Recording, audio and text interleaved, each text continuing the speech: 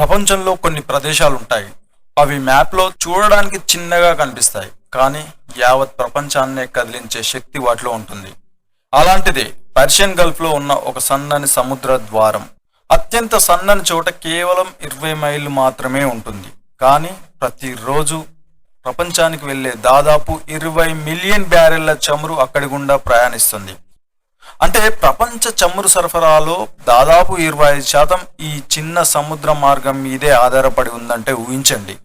ఆ ప్రాంతం ప్రపంచ వాణిజ్యానికి ఎంత ముఖ్యమైన అంశమో. అదే మనం చెప్పుకోబోయే స్ట్రెయిట్ ఆఫ్ హార్ముజ్. శతాబ్దాలుగా ఈ చిన్న సముద్ర మార్గం మీద అధికారం కోసం, ఆధిపత్యం కోసం పెద్ద పెద్ద రాజ్యాలే కొట్టుకున్నాయి. దాంతో ఎంతో ప్రాణ నష్టం, ఆస్తి నష్టం జరిగింది. సామ్రాజ్యాలు కూడా కూలిపోయాయి. ఒకానొక సమయంలో ఈ స్ట్రెయిట్ ఆఫ్ హార్ముజ్ ను 1507 అంటే పోర్చుగీస్ వారు స్వాధీనం చేసుకున్నారట. తర్వాత ఎన్నో ఏళ్ల తర్వాత అంటే 1951లో బ్రిటన్ దాన్ని హస్తగతం చేసుకుంది. ఆ తర్వాత 1980లలో ట్యాంకర్ యుద్ధం కూడా జరిగింది. ఆ తర్వాత దశాబ్దాలుగా ఆ ఒక్క దేశం దానిపై ఆధిపత్యాన్ని చెలాయిస్తూ ఒక హెచ్చరిక చేస్తూ వచ్చింది. ఈ సముద్ర మార్గం మాది, దీన్ని మేము మూసేస్తాం అని. కానీ ప్రపంచం మాత్రం దాన్ని ఒక బెదిరింపుగానే భావించింది ఇన్ని రోజులు. కానీ 2026లో ఆ హెచ్చరిక నిజమైంది. ఆ చిన్న సముద్ర మార్గం మూసుకుపోయింది, కానీ ప్రపంచం మాత్రం కుదేలైంది. ఆర్థిక వ్యవస్థ మొత్తం చిన్నాభిన్నమైంది.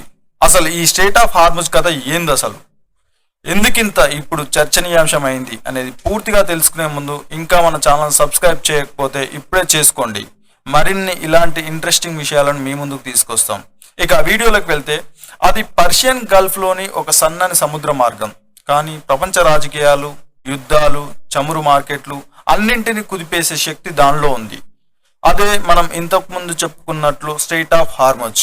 అత్యంత ప్రముఖమైన మరియు సున్నితమైన ప్రాంతాల్లో ఇది ఒకటి. ఇది కేవలం 20 మైళ్ళ వెడల్పు మాత్రమే ఉంటుంది, కానీ ప్రతిరోజు దాదాపు 20 మిలియన్ బ్యారెళ్ల చమురు ట్యాంకర్లు ఈ మార్గం గుండా ప్రయాణించి ప్రపంచ మార్కెట్లకు చేరుతాయి. Iran, Iraq, Kuwait, Saudi Arabia, Qatar, UAE వంటి గల్ఫ్ దేశాల చమురు ప్రపంచానికి వెళ్లే ప్రధాన ద్వారం ఇదే. ప్రపంచ చమురు సరఫరాలో దాదాపు 25% ఈ చిన్న సముద్ర మార్గం గుండా వెళ్లడం వల్ల దీన్ని ప్రపంచ ఆర్థిక వ్యవస్థ యొక్క ఆయువు పట్టుగా భావిస్తారు ప్రపంచ ఆర్థిక నిపుణులు. ఎవరి చేతిలో ఈ మార్గం ఉంటే ప్రపంచ చమురు సరఫరా మీద వారి ప్రభావం ఉంటుంది. అయితే మనం చెప్పుకుంటున్న ఇరాక్, ఇరాన్, ఖతార్ లాంటి ప్రాంతాలలో చమురు కనుగొనబడింది కేవలం 20వ దశాబ్దంలోనే. కానీ ఈ స్ట్రెయిట్ ఆఫ్ హార్ముజ్ కథ మాత్రం వేల సంవత్సరాల చరిత్రను కలిగి ఉంది. ప్రాచీన కాలంలోనే ఇది సముద్ర వాణిజ్యానికి ప్రధాన కేంద్ర బిందువుగా ఉండేది. మధ్య ప్రాచ్యాన్ని, ముఖ్యంగా భారతదేశంతో కలిపే సముద్ర మార్గం ఇదే. ఈ మార్గం గుండా మసాలాలు, సిల్క్, ముత్యాలు, విలువైన వజ్రాలు, వస్తువులు ప్రపంచం నలుమూలలకు చేరేవి ఈ మార్గం గుండే.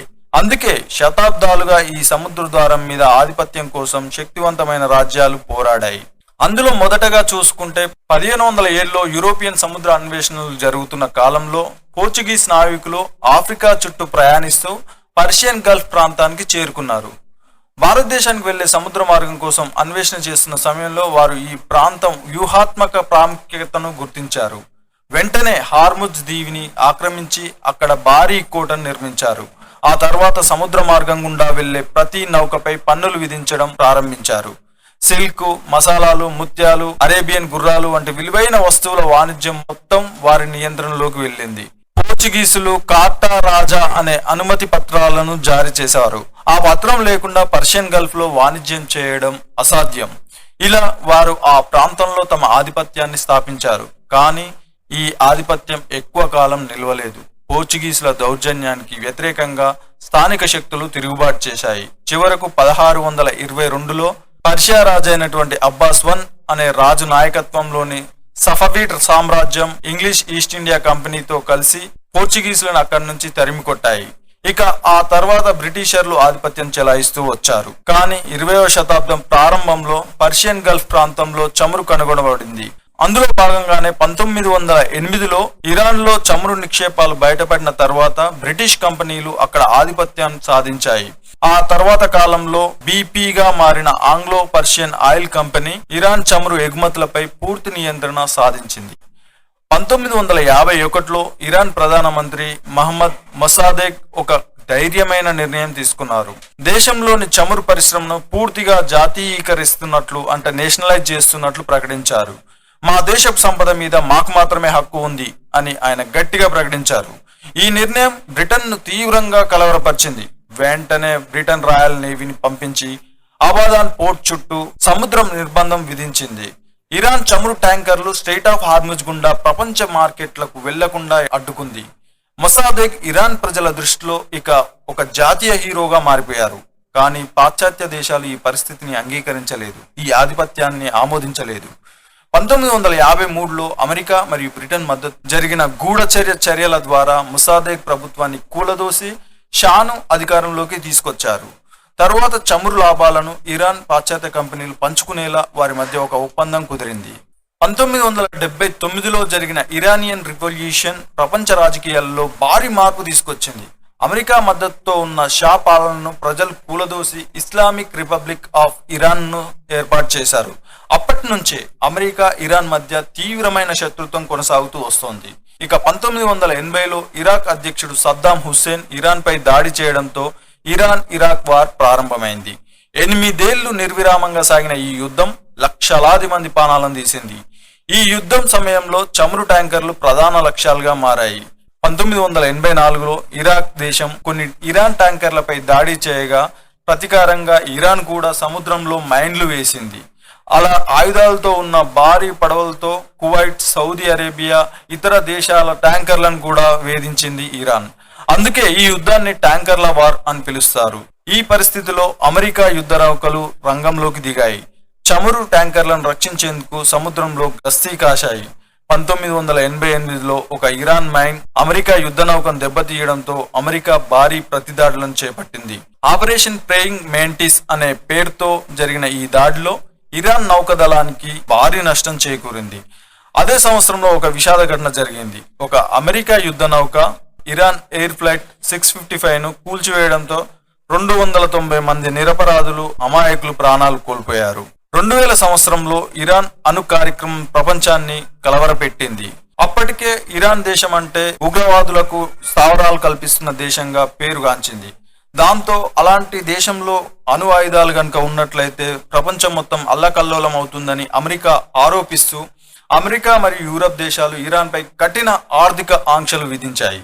2008లో ఇరాన్ ఒక స్పష్టమైన హెచ్చరిక చేసింది ప్రపంచానికి.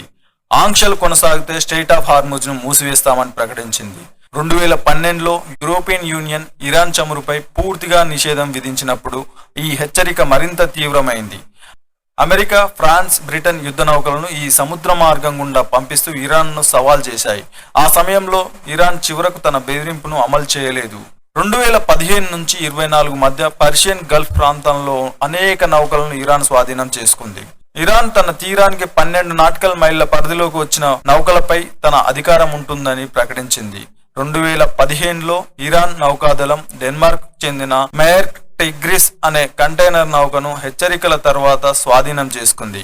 2019లో బ్రిటన్ జెండా ఉన్న ఒక ఆయిల్ ట్యాంకర్ ను కూడా స్వాధీనం చేసుకుంది. ఇది బ్రిటన్ ఇరాన్ ట్యాంకర్ ను జిబ్రాల్టర్ సముద్ర ప్రాంతంలో ఆపినందుకు ప్రతీకార చర్యగా ఈ విధంగా చేసిందని అక్కడి చరిత్రకారులు చెప్పుకొచ్చారు. 2024లో మరోసారి ఒక ఆయిల్ ట్యాంకర్ ను ఇరాన్ ప్రత్యేక దళాలు స్వాధీనం చేసుకున్నాయి. ఒక దశలో అమెరికా నౌకాదళాల లెక్కల ప్రకారం 2021 నుంచి 23 మధ్య ఇరాన్ దాదాపు 20 అంతర్జాతీయ నౌకలను వేధించింది లేదా దాడి చేసింది అని చెప్తున్నాయి. ఇక 2025లో పరిస్థితి అత్యంత ఉద్రిక్తంగా మారింది. ఇజ్రాయెల్ ఇరాన్ లోని సైనిక అణు కేంద్రాలపై భారీ వైమానిక దాడులు చేసింది. దానికి ప్రతిగా ఇరాన్ డ్రోన్లు మరియు క్షిపణులతో ఇజ్రాయెల్ పై దాడి చేసింది. ప్రపంచ చమురు మార్కెట్లు ఒక్కసారిగా కుదేలయ్యాయి. ధరలు అమాంతం వేగంగా పెరిగాయి. అమెరికా కూడా యుద్ధంలో చేరి ఆపరేషన్ మిడ్ నైట్ హ్యామర్ అనే పేరుతోటి భూగర్భ అణు కేంద్రాలపై భారీ దాడులు చేసింది. ఇరాన్ ప్రతీకారంగా ఖతార్ మరియు ఇరాక్ లో ఉన్న అమెరికా సైనిక స్థావరాలపై క్షిపణి దాడులను చేసింది. ఈ సమయంలో Iran parliament strait of Hormuz మూసివేయాలని ఓటు వేసిందని వార్తలు కూడా వచ్చాయి. కానీ కొద్ది రోజులకే ఏమైందో తెలియదు. కాల్పుల విరమణ ప్రకటించడంతో ఆ నిర్ణయం అమల్లోకి రాలేదు. ఇలా దశాబ్దాలుగా హెచ్చరికలు చేస్తూ వచ్చిన ఇరాన్ చివరకు 2026 మార్చిలో తన నిర్ణయాన్ని మాత్రం అమలు చేసింది. అమెరికా మరియు ఇజ్రాయెల్ దాడుల్లో ఇరాన్ అత్యున్నత నాయకుడు అలీ ఖమేనీ మరణించిన తర్వాత పరిస్థితి పూర్తిగా మారిపోయింది. ఈ చర్యకు ఇరాన్ ప్రతీకారంగా స్ట్రైట్ ఆఫ్ హార్ముజ్ ను మూసివేసింది. ఈ సముద్ర మార్గం మూసివేయబడింది. ఎవరైనా దాటేందుకు ప్రయత్నిస్తే మా నౌకాదళం వారిని దహనం చేస్తుందని ఇరాన్ ప్రపంచ దేశాలను మొత్తాన్ని హెచ్చరించింది. ఇరాన్ డ్రోన్లు, క్షిపణులతో సముద్రంలో ప్రయాణించే నౌకలపై దాడులు ప్రారంభించింది. దీంతో Iraq, Kuwait, Qatar, Saudi Arabia, UAE లాంటి దేశాల నుంచి ప్రపంచానికి వెళ్లే చమురు ఒక్కసారిగా ఆగిపోయింది. దాంతో ప్రపంచ చమురు ధరలు ఆకాశాన్ని తాకాయి. ప్రపంచ ఆర్థిక వ్యవస్థలో తీవ్ర అనిశ్చితి నెలకొంది. చిన్న ప్రాంతమైనటువంటి ఈ ఒక్క సముద్ర మార్గం ప్రపంచ రాజకీయాలను, ఆర్థిక వ్యవస్థలను కదిలించే శక్తి దానిలో ఉందని నిరూపించింది. అదే మన స్ట్రెయిట్ ఆఫ్ హార్ముజ్. శతాబ్దాలుగా ఇది శక్తి పోరాటాలకు వేదికగా ఉంది. నేడు మనం ఎదుర్కొంటున్న వంట గ్యాస్ సంక్షోభం కూడా అందులో భాగంగా జరిగింది. 10 రోజులు మూస్తేనే దేశం మొత్తం అల్లకల్లోలం అవుతోంది. మరి ఇది ఇలాగే కొనసాగితే దేశం ఇంకెంత అతలాకుతలం అవుతుందో ఊహించుకోవచ్చు. ఎనీహౌ, మన దేశానికి సంబంధించిన గ్యాస్ కంటైనర్ రిలీజ్ చేసింది అని వార్తలు వస్తున్నాయి. ఇదే జరిగితే ఇది మనకు శుభ పరిణామమే అని చెప్పుకోవచ్చు. ఇంకొద్ది రోజుల్లో ఈ కంటైనర్ రీచ్ అయితే మన కష్టాలు కూడా తీరుతాయి. ఇంకా భవిష్యత్తులో కూడా ప్రపంచ రాజకీయాల్లో కీలక పాత్ర పోషించే అవకాశం ఉందని ఈ స్ట్రెయిట్ ఆఫ్ హార్ముజ్ గురించి నిపుణులు చెబుతున్నారు. చూశారు కదా ఫ్రెండ్స్ వీడియోను. ఇంకా మన ఛానల్ సబ్స్క్రైబ్ చేయకపోతే ఇప్పుడే చేసి మమ్మల్ని ఆదరించండి. ఇలాంటి మరిన్ని వీడియోస్ మీ ముందుకు తీసుకొస్తాం. Signing off Savyasachi. Thank you.